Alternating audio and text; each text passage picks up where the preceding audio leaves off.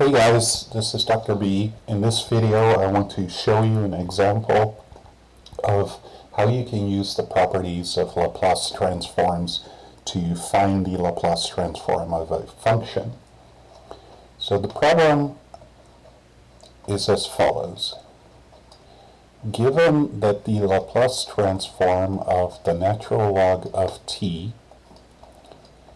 is given by negative ln of s minus a constant gamma over s, and the value of this constant is not really relevant here, but this constant is the so-called Euler-Mascheroni constant, which is approximately equal to 0.577.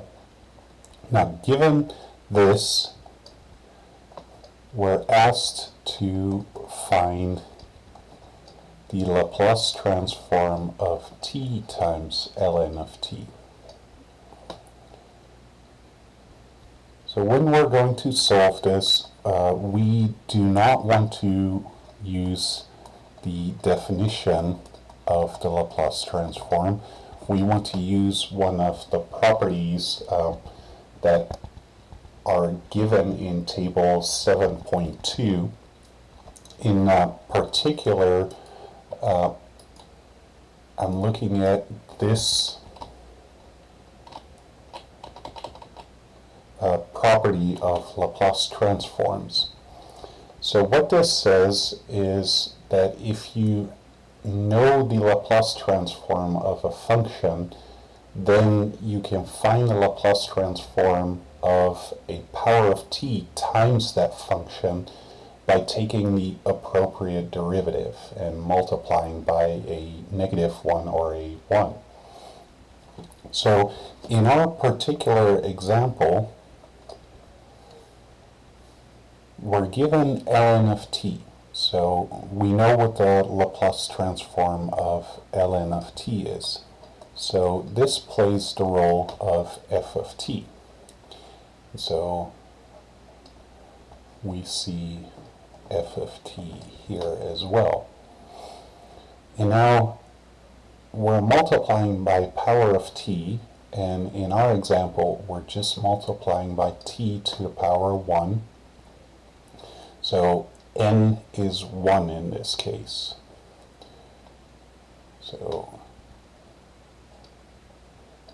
we can see here that n equals 1. So when we're going to solve this, we can state that the Laplace transform of t times ln of t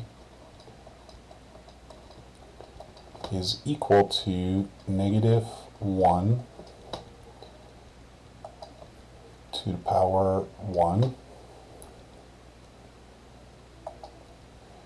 times the first derivative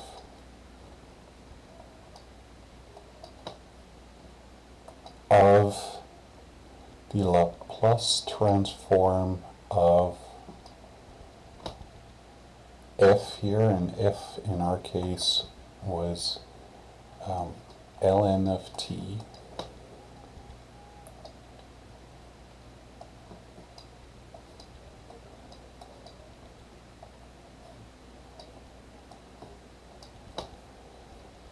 so let's do the work here. -1 to the power 1 gives us -1, and then we're taking the derivative of the Laplace transform of ln of t, and we're given that that is ln of s minus gamma over s. And so this is -1 times the derivative of this quotient.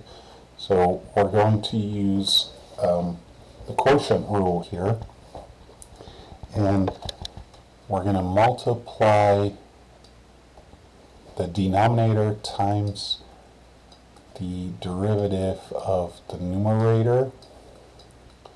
So that's minus ln of s minus gamma. And then we have to subtract the top, right, negative ln of s minus gamma times the derivative of the denominator. And then all of that over the denominator squared. So we have s squared here. Okay, and that minus, let me make that clear, that minus is in front of that entire expression. So we have a minus, and then s times derivative of ln of s is negative s, and the derivative of a constant is 0, and then the derivative of s with respect to s is 1, and so we can then distribute this minus here, and we get plus ln of s, and then plus gamma,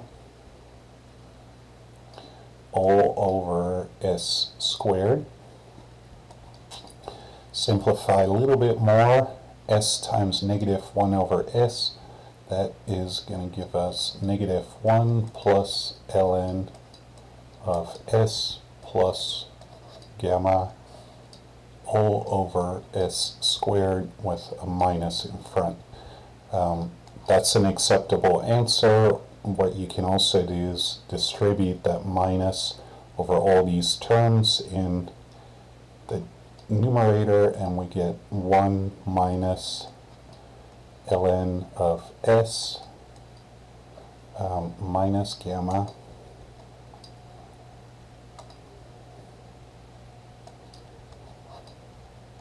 all over s squared. And that would be our final answer.